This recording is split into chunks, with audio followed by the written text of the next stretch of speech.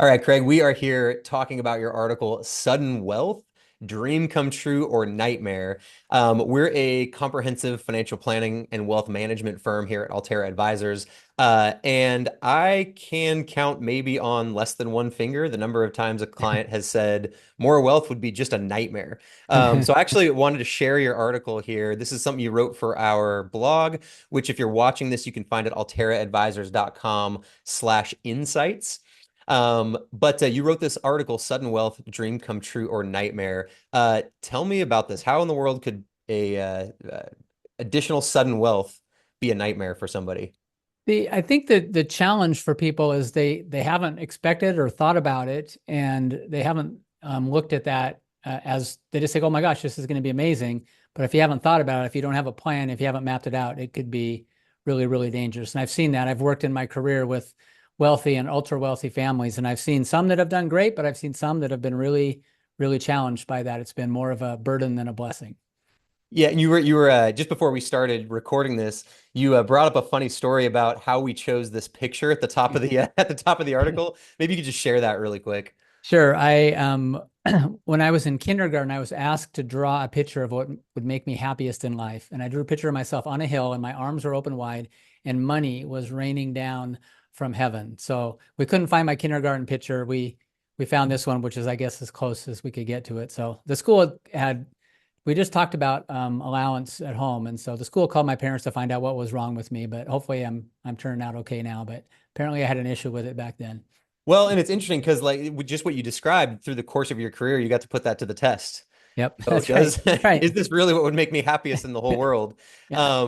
So when we say sudden wealth, there's a couple of times that we see this. It can happen for a lot of reasons, but we see, folks receive maybe a large inheritance. Occasionally you see a lottery winner, something like that. But somebody maybe who worked hard, started, from the ground up in their garage, built a successful business and sold it for a large payday. People are receiving sudden wealth for quite a few reasons. But yeah, like you said, it's not always the blessing that people expect it could be. And the statistics bear that out. So you started here with a handful of statistics. I'll just read these, Yep. and then you can share some thoughts here. 70% of wealthy families lose their wealth by the second generation. You can, if you're watching this, there's a link to this article in the video, and you can click on the links for all of these sources yourself if you'd like to check it out. 70% of families lose their wealth by the second generation, 90% by the third generation. Half of inheritances are saved, and 30% of recipients spend it in 2 years. Lottery winners go bankrupt in 3 to 5 years. 78% of NFL and 60% of NBA players go broke within 5 years of retirement and are 7.8 times more likely to file for bankruptcy than the average American. Those are staggering statistics. Yeah. What are your thoughts here? Why would this be? I think that because people tend to be really good at certain things, right? And so let's use the business example you used earlier. Somebody was really good at building a business, but they hadn't really thought about how they were going to manage their money. Or if you use the athlete one, they were really good at their sport, but they didn't have the tools to actually manage their money well. And then in inheritance one, same thing. It's like somebody's been used to a certain level, and then all of a sudden they have a whole nother level, and they've never experienced that, and so they don't know what to do. Yeah, well, and you make an interesting comment here about the fact of not only just observing people with their wealth, but also the fact that you and your wife have counseled so many Yeah, folks doing pre-marriage counseling and family counseling and things like that. yeah. And it sounds like you've seen that play out in their family relationships. Yeah, and one of the fun things we do there is we actually ask people to do a windfall profit plan. I didn't even think about this till now, but we say, think about what you would do if you got windfall and write it down, because if you don't, you'll end up with, some of these bad statistics we've seen. And so, but if you've actually planned ahead, it could end up being an incredible, incredible thing. And it's fun. It's actually motivating to dream big dreams together for the long term. Well, and this is a phrase we use here all the time, bringing the future into the present. Means Right. taking a look out at what you want to happen and then bringing into the present what would it take for us to get there today? Yeah. Or if this situation occurred to me today, what would I actually want to have done in preparation? Yep. So let's start with, or let's move into a couple of the common wealth mistakes people make when they receive a sudden influx of cash, or any other large asset. You have four here. I'm sure this isn't comprehensive, but kind of categories of big picture things you see: quick, extravagant lifestyle spending, reactive gifts or loans to family and friends, hasty investment decisions. And then really what seems like maybe the opposite of that is doing nothing and just sitting Right. for Right. forever, maybe paralysis by analysis, as you might hear it said. So yeah, tell us a little bit about your thoughts here. Yeah, back to what I was saying a minute or two ago of like you're used to a certain lifestyle, and then if you get some money, you tend to think, "Oh my gosh, I have unlimited amount of money." So you go buy some very expensive, what I would probably call toys, that are going to take a lot of money, and you're just not equipped to handle that. You've had a certain maybe friend group that you've been with. You've just moved yourself out of that whole world by jumping up into a more expensive home or whatever, or a car, and so then you're kind of, you don't know what to do. Hmm.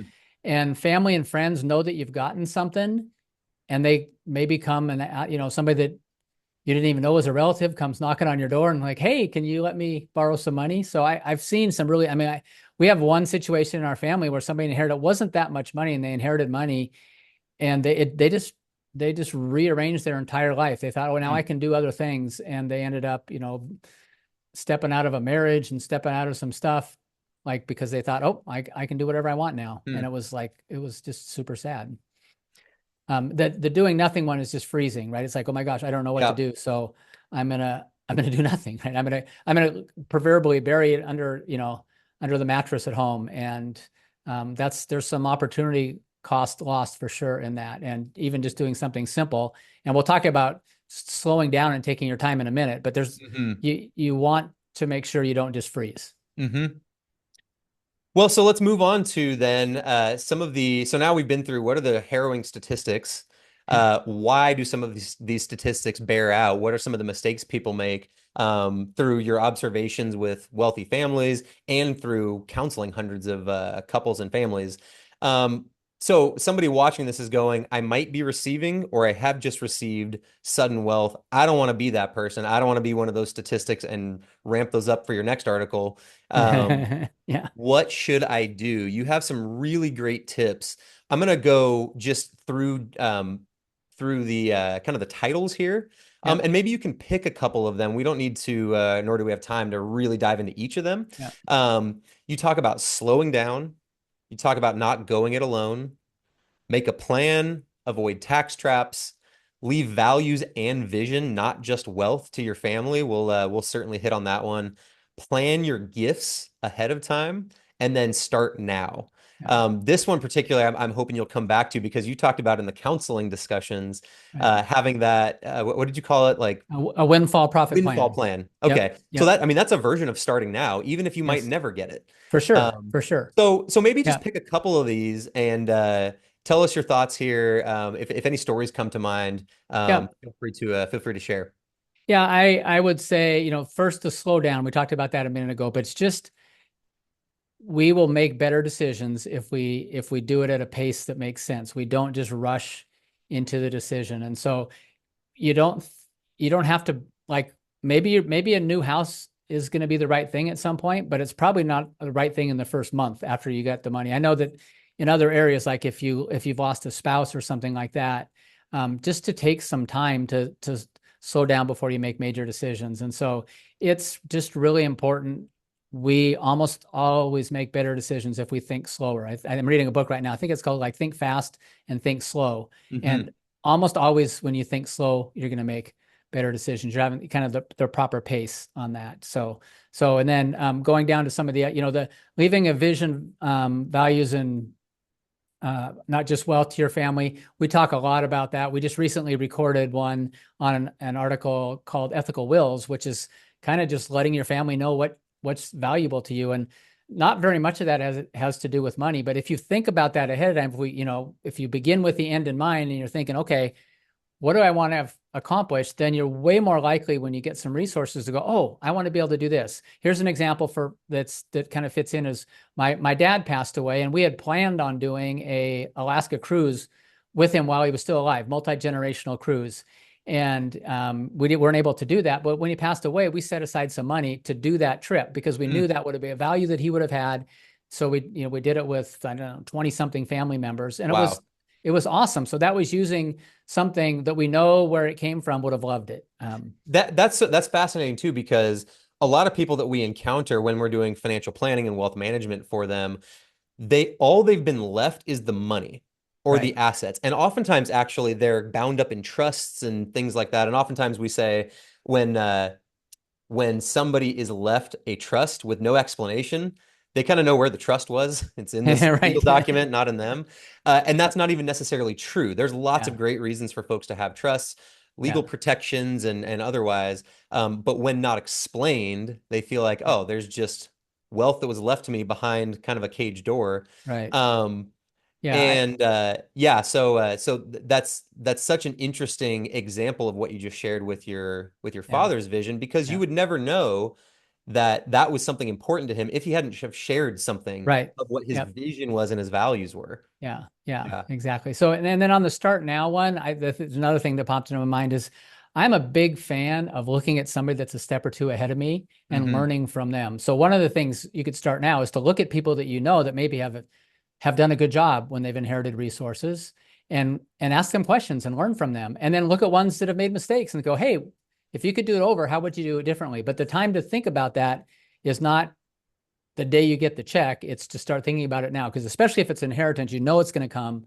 then start thinking about it. If you're selling a business, then find some people that you can walk with that have done it. They're a little bit ahead of you, that are a step or two ahead, and then have conversation with them. That's part of what we love to do, even with our clients, is to link them with somebody else that maybe is a step ahead of them in the Hmm. same process that they're in. Yeah, folks love to hear that there's somebody who's already been down the path that they want to be on.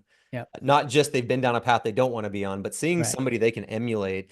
And we Yep. see that all the time with the clients that we're fortunate to work with, is folks that have the same values and vision, just are at different points, kind of along the same pathway. Right. Yep. Um, so yeah, if you're watching this video, I'll link to these other couple of articles. Here's the Ethical Will article, Craig, that you wrote. One thing that also occurred to me was, okay, so I might be sitting in the position where sudden wealth will hit me at some point. This is not uncommon. We hear people all the time that say, I expect to inherit something. I don't know totally what it is. I'm not so comfortable asking. Maybe finance is a taboo topic in the family. Maybe Yep. it's just not something I've ever gotten comfortable talking about. One article that might be helpful, I'll also link to this in the article here, is an article called Four Steps for a Successful Estate Planning Talk with Your Parents, written by Mallory, who's another advisor on our team. And what it does is it just walks through a scenario of somebody who wants to talk with their parents about what their wishes are with their wealth, and how to kind of navigate that. So this might be something that you find helpful if you find yourself expecting maybe inheriting funds Yep. is going to be part of your future. And again, the struggle a lot of people will have is, I don't want to be the person asking about, Right. when am I going to get my money? But I also don't want to be unprepared and unable to honor their values and the vision they might have had that I just didn't ask about. Yep. So yeah, Yeah. and then one maybe tip that you give that we can close with, not going it alone. A lot of people feel like I should have, whether or not I have money now, whether or not I expect it down the road, I should know what to do, and I don't. And so that makes me uncomfortable. Maybe I feel ashamed of that. And asking the questions will just kind of reveal that. And what we would say is a conversation with a team like ours here at Alterra can be a good stepping stone to kind of getting your bearings. Yep. Our first discussion, we've got a link down here at the bottom for having an initial discussion with our team. And our process is really to talk through, what is your situation, what is your values, what is your vision, what are your goals, and to figure out if a team like ours is the right fit, or if another resource is a better fit. But maybe even more than that is to help kind of refine, what are you trying to do here? Right. And what a lot of people find, and Craig, I'm sure you found this as well, is through discussion a lot of times. people figure out what it is that they want. You might have a Yeah. seed of something in your head that you've been thinking of, but I just never really articulated it because Right. articulation involves talking. So, or Yeah, writing that's right. or in some other way kind of putting it down. So, Absolutely. Yep. um, And there's tons of freedom in what people know. There's not one size fits all. So everybody can have their own unique plan. One of the books I read yes. recently said, keep your eyes on your own paper. And I like that idea of it's like, your story, Josh, is going to be different than mine. And it's totally Yes. great that we can do these differently. But yeah, we'd love to help people figure out how to come up with what their unique plan is and where they're going to spend that money that's going to rain down from heaven on them. Yeah. Um, well, if you're watching this, please do check the notes in the description. There'll be articles linked. You'll be able to find our blog with lots of other interesting topics. You're welcome to reach out for an initial discussion if this sounds like our team could be a good fit for you or be helpful in any way. And Craig, thanks as always for sharing your wisdom. My pleasure. It's great.